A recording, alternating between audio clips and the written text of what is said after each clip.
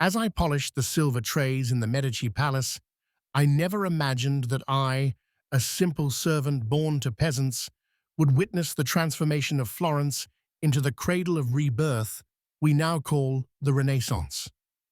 My master, Lorenzo de' Medici, gathered the brightest minds of our time in his halls, philosophers, poets, and artists whose names would echo through eternity. I would bring wine to the workshops where Michelangelo, just a teenager then, coaxed angels from cold marble under the patronage of my master.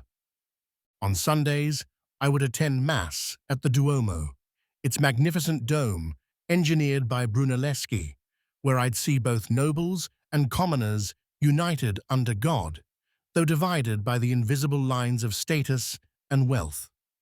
At night, I would overhear whispered conversations of politics and power, learning how the Medici Bank funded not just art, but wars and popes, weaving Florence's golden thread through the tapestry of all Europe.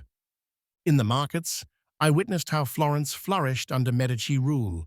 Merchants grew wealthy on trade, new buildings rose like prayers to heaven, and even common folk found more coins in their purses. But not all loved the Medici. I trembled behind a column as rivals led by the Pazzi family attempted to murder Lorenzo after Easter Mass, their conspiracy failing but forever staining the cathedral steps with blood. In those golden years, I watched as Florence became an open gallery. The Medici collection grew, with masterpieces that celebrated both God's glory and man's potential, works we now call the greatest treasures of the Renaissance. When Savonarola rose to power, condemning luxury and art as sinful, I watched in horror as paintings and books burned in the bonfire of vanities, while the Medici fled into exile, proof that even the mightiest could fall.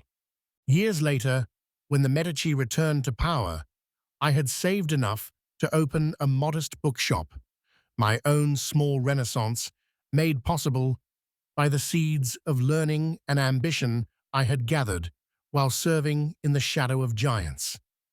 Now, in my twilight years, I look upon Florence with the perspective of one who swept its floors and served its wine, yet witnessed a revolution of thought and beauty that would forever change not just our city, but what it means to be human.